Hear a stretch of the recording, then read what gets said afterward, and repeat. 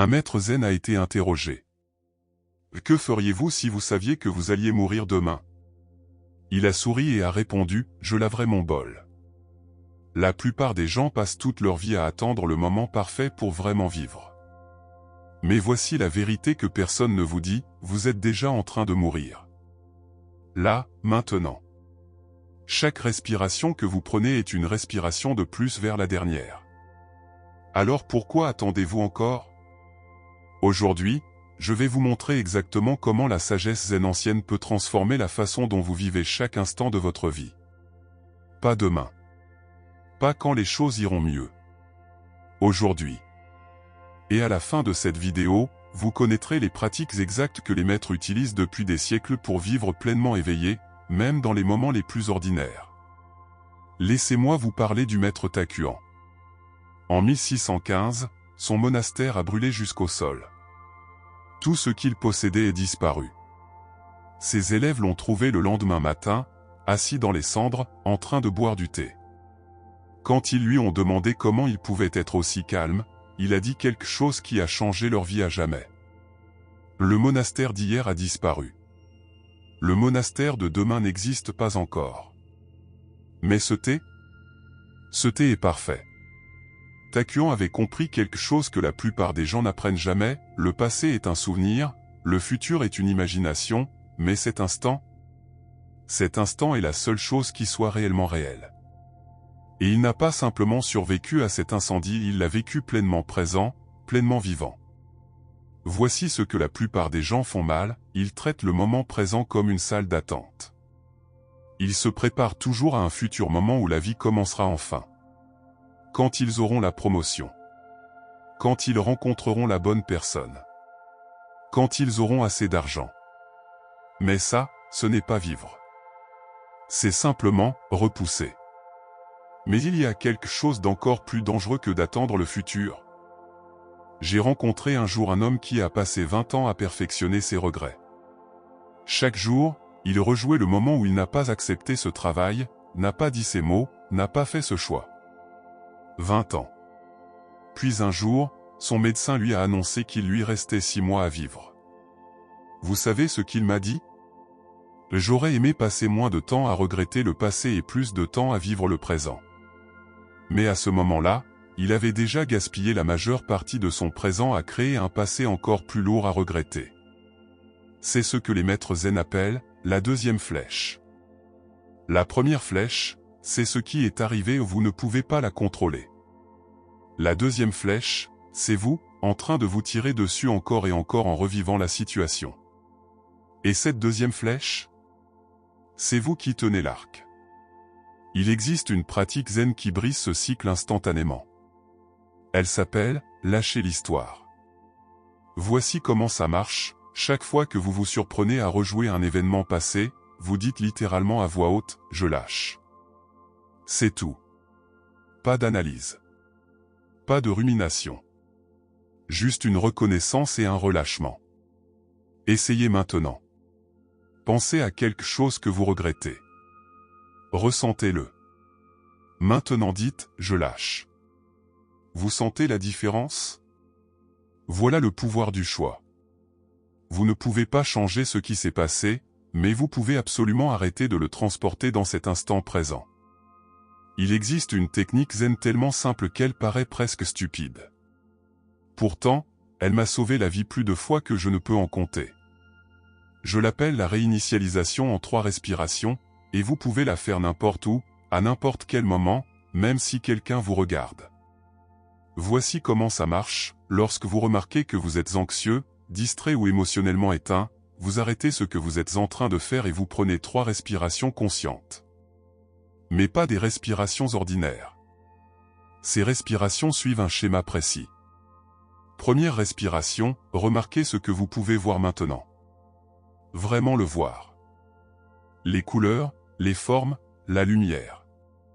Deuxième respiration, remarquez ce que vous pouvez entendre maintenant. Le bourdonnement des appareils, la circulation au loin, peut-être même votre propre battement de cœur. Troisième respiration, remarquez ce que vous pouvez ressentir maintenant. La chaise sous vous, l'air sur votre peau, le poids de votre corps. C'est tout. 3 respirations. 15 secondes en tout, peut-être.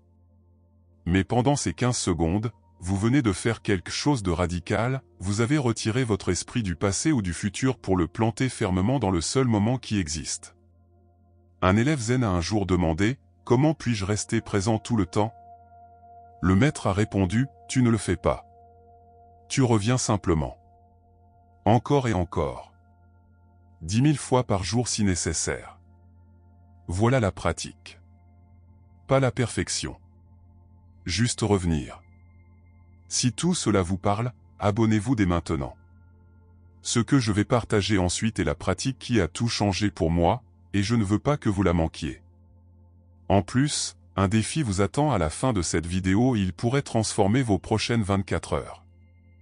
Chaque matin, dans certains monastères, les moines zen font quelque chose qui terrifierait la plupart des gens. Ils méditent sur leur propre mort. Pas d'une manière morbide. D'une manière libératrice. Voici la méditation, vous fermez les yeux et vous imaginez que c'est votre dernier jour de vie. Pas dans un futur lointain aujourd'hui. Ressentez-le vraiment. Puis vous vous posez cette question. Si c'était vrai, qu'est-ce que je ferais différemment maintenant? Qui appellerais-je? Que dirais-je? Qu'est-ce que j'arrêterais enfin de remettre à plus tard? Quand j'ai commencé cette pratique il y a 5 ans, les réponses m'ont bouleversé.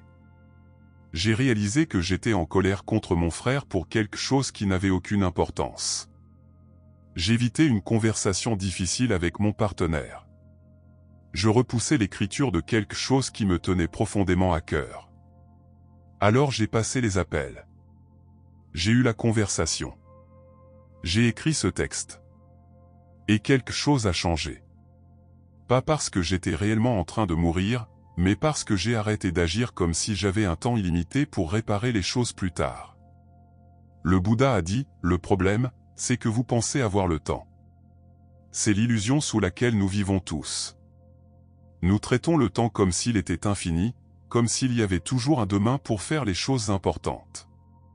Mais Maître Dgen l'a exprimé autrement, le bois de chauffage devient cendre. La cendre ne redevient jamais bois. Une fois que cet instant est passé, il est perdu pour toujours. Vous ne pouvez pas le récupérer.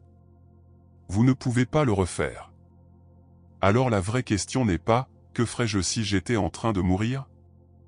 La question est « Que suis-je en train de faire maintenant, sachant que c'est le cas ?» Il existe un célèbre dicton zen. Avant l'illumination, coupez du bois, portez de l'eau. Après l'illumination, coupez du bois, portez de l'eau. Les gens le comprennent souvent mal. Ils pensent que cela signifie que rien ne change. Mais tout change. Le bois est le même. L'eau est la même. C'est vous qui êtes complètement différent. La plupart des gens attendent des moments extraordinaires pour se sentir vivants. Le jour du mariage. La promotion. Les vacances. Mais les maîtres zen ont découvert le secret, l'extraordinaire est caché à l'intérieur de l'ordinaire. Il suffit d'y prêter attention. J'ai appris cela en faisant la vaisselle. Ça paraît ennuyeux, non? Pourtant, un enseignant zen m'a dit un jour. Quand tu fais la vaisselle, fais seulement la vaisselle. Sans penser à ce qui vient ensuite. Sans écouter un podcast. Sans planifier demain. Juste sentir l'eau chaude, la céramique lisse, le simple geste de nettoyer. Et quelque chose d'étrange s'est produit. Faire la vaisselle est devenu paisible. Même agréable. Pas parce que la vaisselle est amusante, mais parce que, pour la première fois, j'étais vraiment présent dans ma propre vie au lieu d'essayer sans cesse d'avancer vers la prochaine chose. Voilà ce que signifie réellement vivre comme si c'était votre dernier jour.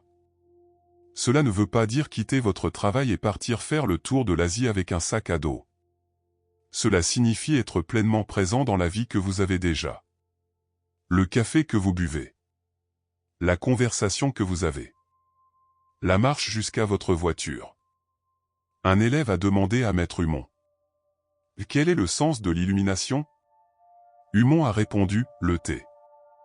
L'élève était confus. Le maître a expliqué.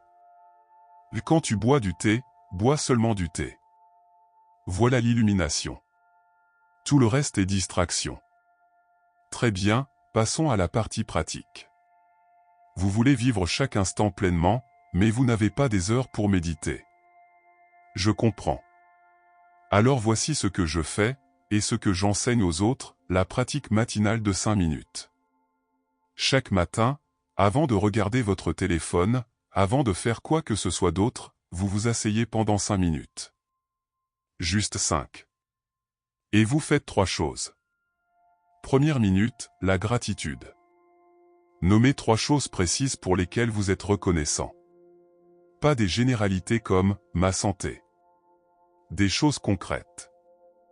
La façon dont la lumière du soleil entre par ma fenêtre. Mon café parfaitement chaud ce matin. Le fait que je puisse respirer sans y penser. La précision est importante. Elle entraîne votre esprit à remarquer. Deuxième et troisième minute, la présence. Sentez votre corps. Observez votre respiration. Ne la contrôlez pas. Regardez-la simplement. Quand votre esprit s'égare et il s'égarera, ramenez-le doucement. Sans jugement. Revenez simplement. Quatrième minute, l'intention. Demandez-vous, si aujourd'hui était mon dernier jour, comment voudrais-je me présenter au monde? Qu'est-ce qui compte le plus? Laissez la réponse venir sans la forcer. Cinquième minute, le lâcher-prise. Relâchez toute anxiété à propos de la journée à venir. Quoi qu'il arrive, arrivera. Vous ne pouvez agir que sur cet instant, cette respiration, ce choix. C'est tout. 5 minutes. Mais ces 5 minutes donnent le ton à tout ce qui suit. Vous entraînez votre esprit à revenir au moment présent. Et comme tout entraînement, cela devient plus facile avec la pratique. Voici quelque chose que personne ne vous dit à propos de la présence, la vie moderne est conçue pour vous arracher à l'instant présent. Votre téléphone vibre. Un email arrive. Quelqu'un a besoin de vous. Comment rester présent dans un monde qui vous interrompt sans cesse? Les maîtres zen ont une solution brillante. Ils traitent chaque interruption comme une cloche de pleine conscience. Quand quelque chose d'inattendu se produit, au lieu de se frustrer, ils font une pause et prennent une respiration consciente. Voilà la pratique. Votre téléphone sonne? Respirez. Quelqu'un vous coupe la route? Respirez. Vos plans tombent à l'eau? Respirez.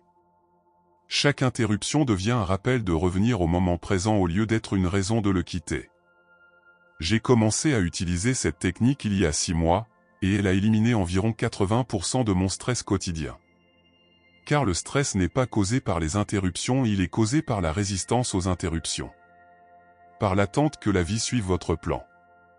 Mais la vie ne se soucie pas de votre plan. La vie se déploie instant après instant, et votre rôle est de la rencontrer telle qu'elle est. Il existe une histoire à propos d'un maître zen dont le monastère a été attaqué par des bandits. Tandis que tout le monde paniquait, lui continuait calmement à balayer le sol. Quand un élève lui a demandé comment il pouvait rester si calme, il a répondu. Quand le balayage est interrompu par des bandits, j'accueille les bandits. Quand les bandits partent, je retourne balayer. Il n'était pas insensible. Il refusait simplement d'abandonner la présence. Voilà la pratique. Ne pas contrôler ce qui arrive. Juste rester présent pour tout ce qui arrive. Alors nous y voilà. La fin de la vidéo. Mais en réalité, c'est le début de quelque chose d'autre. Parce que tout ce que j'ai partagé n'a de valeur que si vous l'utilisez réellement. Et voici la vérité, vous ne le ferez pas. Pas complètement. Pas immédiatement. Personne ne le fait. Mais vous n'avez pas besoin de le faire parfaitement. Il vous suffit de commencer. Alors voici mon défi pour vous, pendant les 24 prochaines heures, vivez comme si c'était votre dernier jour. Pas de manière dramatique. Juste avec intention. Quand vous mangez, goûtez vraiment votre nourriture. Quand quelqu'un vous parle, écoutez-le vraiment. Quand vous marchez, sentez vos pieds toucher le sol. Quand vous êtes frustré, prenez 3 respirations. Quand vous vous inquiétez pour demain, revenez à maintenant. Juste 24 heures. C'est tout ce que je vous demande. Parce que voici ce que j'ai appris, un jour vécu pleinement vous enseigne plus sur la vie que 1000 jours passés à moitié endormis. Un homme mourant m'a un jour dit, j'ai passé toute ma vie à attendre la retraite pour enfin vivre. Maintenant que je meurs, je réalise que j'ai oublié de vivre pendant que j'attendais. Ne soyez pas cette personne. Vous avez ce moment. Maintenant. C'est le seul moment qui vous est garanti. Ne le gaspillez pas à planifier le suivant. Si cette vidéo vous a apporté quelque chose de précieux, abonnez-vous à cette chaîne dès maintenant. Parce que je fais des vidéos comme celle-ci chaque semaine, et je vous promets que chacune d'elles vous challengera à vous réveiller et à vivre plus pleinement. Et laissez un commentaire pour me dire, quelle est la chose que vous allez faire différemment dans les 24 prochaines heures? Je lis chaque commentaire, et votre réponse pourrait inspirer quelqu'un d'autre. Maître DGEN l'a dit le mieux, étudier le soi, c'est oublier le soi. Oublier le soi, c'est s'éveiller à toute chose. Le moment où vous arrêtez d'attendre une version future de votre vie et où vous vous engagez pleinement dans celle-ci, c'est là que vous commencez enfin à vivre.